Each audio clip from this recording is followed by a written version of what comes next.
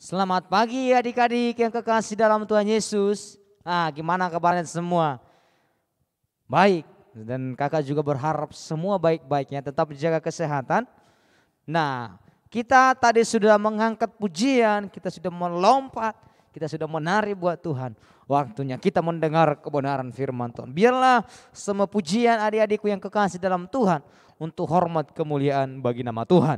Nah, saat pagi hari ini sebelum kita mendengar kebenaran firman Tuhan, mari ambil sikap hati yang baik, kita akan mau berdoa. Satukan hati kita dan kita berdoa. Lipat tanganmu, tutup matamu, kita berdoa. Kami bersyukur Bapa yang baik buat segala kebaikan-Mu dalam kehidupan kami. Kalau pagi hari ini kami boleh menaikkan pujian, bahkan mendengar kebenaran firman-Mu sebentar. Itu oleh karena kebenaran-Mu, oleh karena kebaikan-Mu dalam kehidupan kami. Kerinduan kami Tuhan, kami anak-anak-Mu bukan hanya sebagai pendengar firman-Mu, menjadi pelaku-pelaku kebenaran firman-Mu. Penyampaian hamba-Mu boleh terbatas akan firman-Mu, tapi lawatan daripada kuasa Roh Kudus tak terbatas melawat setiap adik-adik kami yang kekasih di dalam Tuhan. Kami percaya Tuhan, kami mau mendengar kebenaran firman-Mu. Ada satu waktu kami tidak pernah senang, kami satukan hati kami, belas kasihan-Mu tercurah atas hidup kami. Kami mau buka hati kami mau buka pikiran kami di dalam nama Tuhan Yesus Kristus. Haleluya, amin. Puji Tuhan. Nah, adik-adikku yang kekasih dalam Tuhan, kita akan mendengar kebenaran firman Tuhan yang tertulis dalam Yohanes pasal yang ketiga, ayatnya yang ke-16. Mungkin ini adalah sudah ayat hafalan, atau bagi adik-adik yang belum menghafalkan ayat ini boleh dihafalkan. Karena kakak juga dulu waktu belajar di SD, di SMP, bahkan di SMA, ayat ini juga selalu masuk dalam topik pembelajaran di dalam sekolah. Nah, dan saya juga percaya setiap guru-guru adik-adik juga pasti menyuruh menghafalkan ayat ini. Nah, saat malam hari ini kita buka dalam Yohanes 3 ayat yang ke-16. Dan kita akan baca dalam hitungan yang ketiga. Kalau sudah hafal, mari sama-sama katakan. Kalau belum hafal, mari buka Alkitab atau Alkitab. Dan kita akan mau membaca kebenaran firman Tuhan. 2, 3 ya. Karena begitu besar kasih Allah akan dunia ini, sehingga Ia telah mengaruniakan anaknya yang tunggal, supaya setiap orang yang percaya kepadanya tidak binasa, melainkan beroleh hidup yang kekal. Puji Tuhan. Ayat ini berbicara adik-adikku yang kekasih, bagaimana tentang kasih Tuhan, kasih Yesus Kristus, kasih Allah Bapa di surga untuk saya dan adik-adik. Maka Dia memberikan anaknya yang tunggal, siapa namanya? Yesus Kristus. Yesus Kristus datang ke dunia hanya satu tujuannya adik-adik, untuk menyelamatkan saya dan adik-adik sekalian. Saat manusia jatuh ke dalam dosa, yaitu siapa adik-adik? Dari nenek moyang kita siapa? Adam dan Hawa. Ketika mereka jatuh ke dalam dosa, maka manusia jatuh ke dalam kebinasaan atau maut. Nah, Tuhan tidak mau melihat bahwa kehidupan maut, bahwa kematian itu ada dalam setiap umatnya. Maka Tuhan turun ke dalam dunia. Maka Bapa di surga memberikan anaknya yang tunggal. Arti tunggal artinya satu-satunya. Tidak ada yang lain, hanya satu, yaitu Yesus Kristus. Dia datang ke dunia dan tujuannya untuk mati di atas kayu salib. Yesus mati di kayu salib bukan karena Yesus itu jahat. Bukan karena Yesus melakukan kejahatan, keburukan, kesalahan. Tapi Yesus mati di atas kayu salib oleh karena dosa-dosa kita. Ayo adik-adik, siapa di sini? Mari kita jujur-jujuran ya.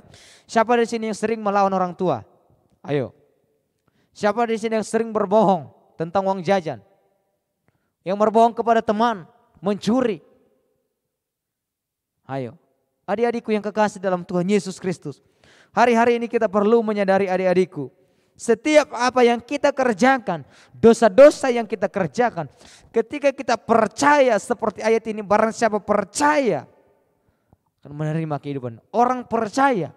Adik-adikku, saya kakak harap bahkan kita ini menjadi pribadi-pribadi anak-anak Tuhan yang percaya kepada Tuhan. Ketika kita percaya kepada Tuhan, kepada Yesus yang telah menanggung dosa-dosa kita, maka ada satu perubahan hidup yang nyata dalam kehidupan saya dan adik-adik. Kita berubah karena ada kasih Tuhan yang ada dalam kehidupan kita. Jadi adik-adikku, kita berubah bukan supaya dilihat orang. Bukan hanya supaya orang-orang melihat kita dia baik. Tapi kita berubah tujuannya untuk menyenangkan hati Tuhan Yesus. Ada orang yang tidak percaya juga mereka baik. Tapi pertanyaannya, apakah mereka untuk menyenangkan hati Tuhan? Belum tentu. Nah, kita hidup ketika kita melakukan kebaikan kepada teman-teman, kepada saudara-saudara, kepada saudara abang kakak kita, orang tua kita. Bahkan segala sesuatu yang kita kerjakan kebaikan itu satu tujuannya, untuk kemuliaan bagi nama Tuhan. Kali Yesus sudah mati di atas kayu salib oleh karena kita mencuri, kita berbohong. Yesus mati di atas kayu salib. Bahkan mencurahkan darahnya untuk saya dan adik-adik yang kekasih dalam Tuhan. Perlu kita menyadari, oleh karena kasih Tuhan maka saya perlu berubah. Kalau Tuhan sudah menanggung semua pelanggaran, dosa-dosa kita di atas kayu salib, maka hari-hari ini kita harus menyadari, terima kasih Tuhan buat kebaikan-Mu dalam hidupku. Untuk itu Tuhan Yesus, ketika Engkau baik dalam kehidupan saya juga mau baik buat semua orang. Nah, ketika kita mengerjakan hal ini, kakak percaya dimanapun kita berada, mau di rumah orang, mau di rumah tetangga, mau di sekolah, mau di gereja, bahkan mau kemana juga adik-adik bermain.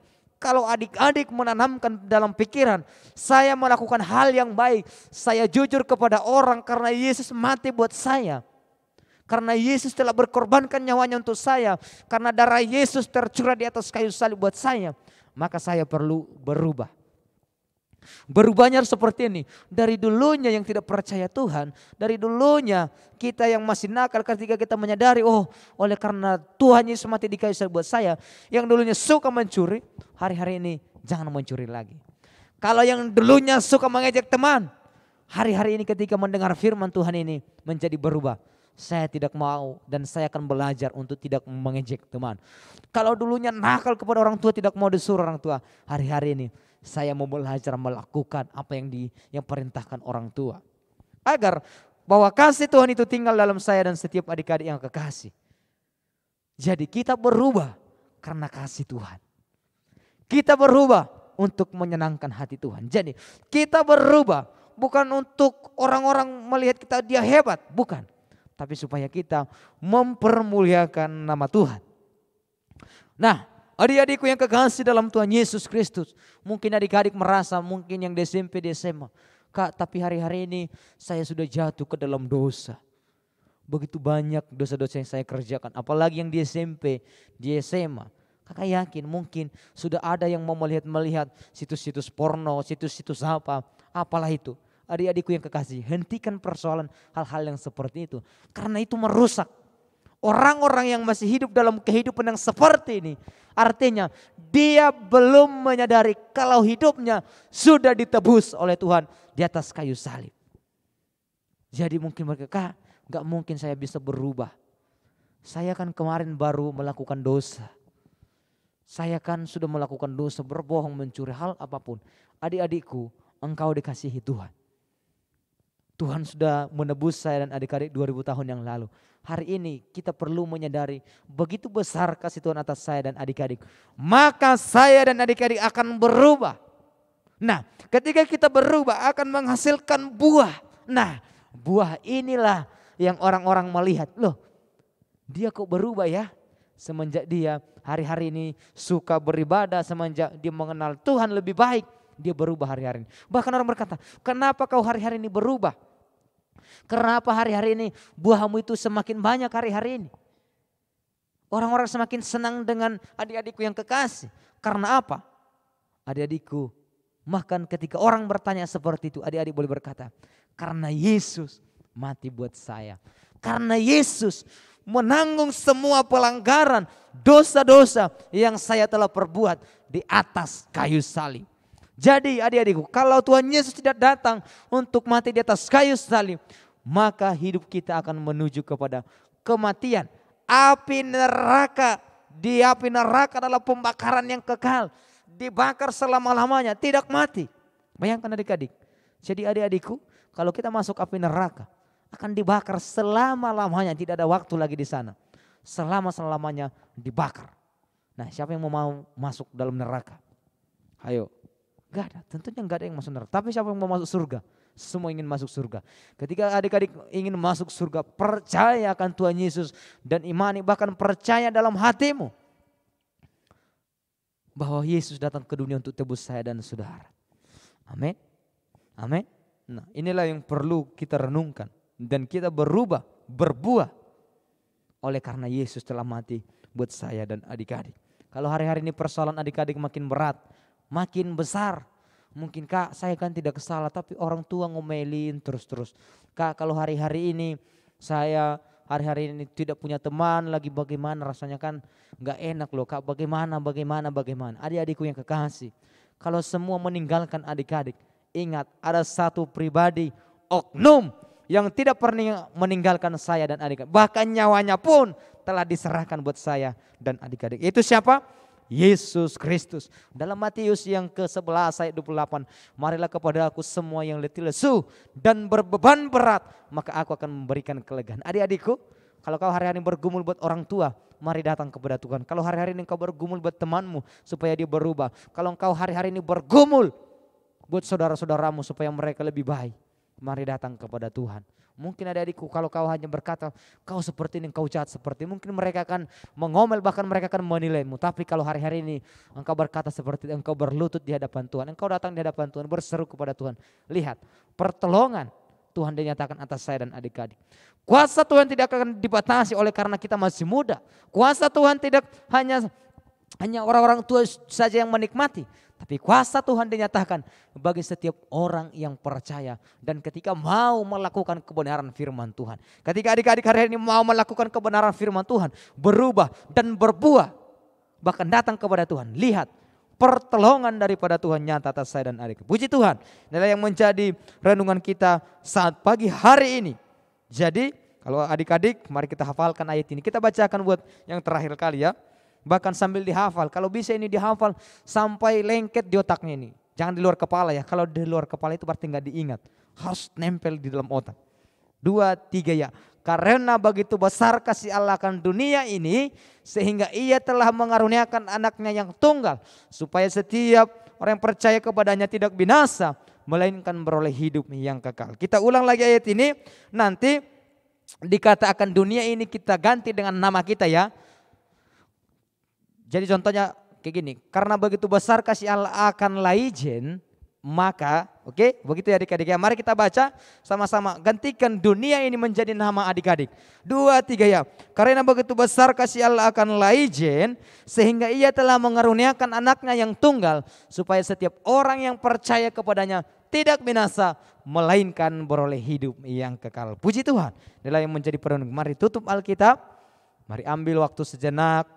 Lipat tanganmu, merenung di hadapan Tuhan. Terima kasih, katakan terima kasih Tuhan buat kebaikanmu. Engkau mati buat saya, engkau rela berkorban di atas kayu salib. Oleh karena saya yang nakal, tapi Tuhan mati di atas kayu salib. Darahmu tercurah buat saya. Tuhan Yesus, saya mau berubah, bahkan berbuah. Sehingga orang-orang melihat ada kasih, ada Yesus dalam kehidupan saya. Dan di tengah-tengah persoalan sekalipun, aku mau datang kepada Tuhan. Mari lipat tanganmu, mari satukan hati kita dan kakak akan berdoa bagi setiap pribadi kita. Kami bersyukur Tuhan buat kebenaran firman-Mu saat pagi hari ini. Mengingatkan kami anak-anak sekolah minggu Tuhan. Kalau kami boleh ada sampai hari ini oleh karena kasih Tuhan di atas kayu salib. Kalau kami menjalani hari-hari ini Tuhan, kami mau berbuah bahkan berubah. Tuhan, kami menyadari semua itu kami kerjakan oleh karena kematian-Mu di kayu salib. Dan semua itu kami kerjakan untuk hormat kemuliaan-Mu. Di tengah-tengah persoalan kami, pergumulan kami anak sekolah minggu-Mu Tuhan, kami mau datang ke hadapan Tuhan. Kami tahu Tuhan, bahkan kami menyadari Engkau Allah yang sanggup menolong kami. Engkau pribadi yang selalu bersama-sama dengan kami di hari-hari ini. Walaupun semuanya terasa sukar Bapa yang baik, tapi kami percaya kuasa-Mu dinyatakan. Dan kami yakini Tuhan bahwa kuasa-Mu tidak tergantung di usia. Tapi sejauh mana kami berseru, sejauh kami berdoa, berharap ke dalam tangan-Mu, maka pertolongan daripada Tuhan nyata atas setiap pribadi kami. Terima kasih buat kebenaran firman-Mu.